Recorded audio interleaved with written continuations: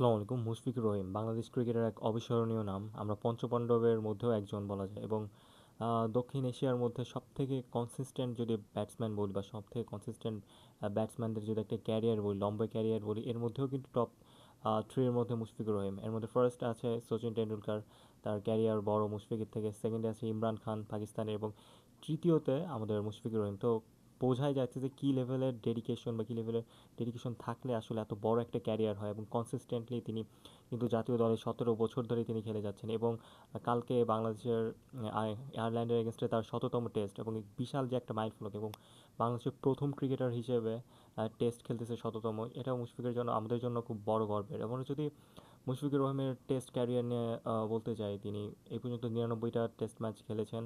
182 ইনিংসে তিনি ব্যাট করেছেন, 15 বার নট আউট, 6351 তার রান টেস্টে। তার হাইস্ট স্কোর 219। তিনি এই পর্যন্ত 3বার 200 করছেন।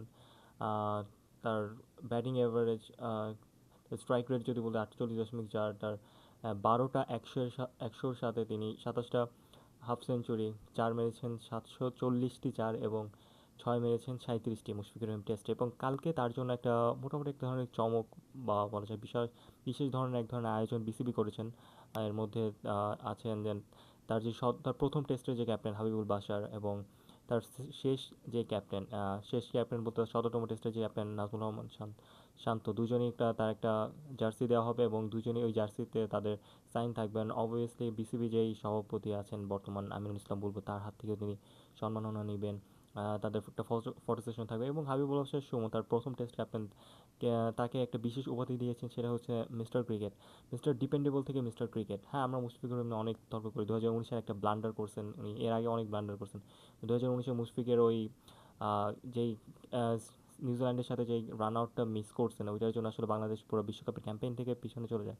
ভালো খারাপ ছাপিয়ে অনেক কিছুই বলা যায়, কিন্তু ব্যক্তিগত মুশফিকুর রহিম বা ব্যক্তি ক্রিকেটার হিসেবে মুশফিকুর রহিমের আর আর এক ক্রিকেট, এই দুইটার প্রতি যে তার ভালোবাসা, এটাকে আসলে অস্বীকার করা যাবে না। এবং এটাকে আসলে আইডলাইজ করার মতো একটা ব্যাপার। আমাদের নিউ যে জেনারেশন বা নিউ যে ক্রিকেটার আছে, তারা অবভিয়াসলি নিঃসন্দেহে মুশফিককে আইডলাইজ করতে পারেন, এবং ওই ধরনের ক্রিকেটারই তিনি, এবং ওই ধরনের ডিসিপ্লিনই তিনি মেনটেন করেন। না হলে 17টা বছর ধরে কিন্তু খেলা যায় না। তার সাথে যারা আছেন সবাই কিন্তু ইতিমধ্যে রিটায়ার করে ফেলেছেন, but he is still playing cricket.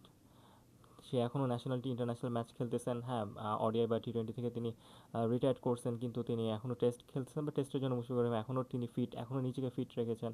তার এখনও ওই ধরনের মেজর বা কোনো প্রবলেম বলতে ওরকম কিছু নাই। তিনি কনসিস্টেন্টলি খেলে যাচ্ছেন, এবং আশা করি তিনি আরও বেশ কিছুদিন টেস্ট ক্রিকেটে বাংলাদেশকে সার্ভিস দিবেন, এবং বাংলাদেশের টেস্ট ক্রিকেটেও তার কাছ থেকে অনেক কিছু নেওয়ার আছে, অনেক কিছু পাওয়ার আছে। যাই হোক, এটা আমার চ্যানেলের প্রথম ভিডিও। ভিডিও ভালো লাগলে আমার চ্যানেলটি সাবস্ক্রাইব করুন, এবং আরও বেশি ভিডিওসগুলো পেতে আমাদের বেল আইকনটি ক্লিক করুন। ভিডিওটি ভালো লাগলে অবশ্যই ভিডিওতে লাইক করুন। আসসালামু আলাইকুম, বাই।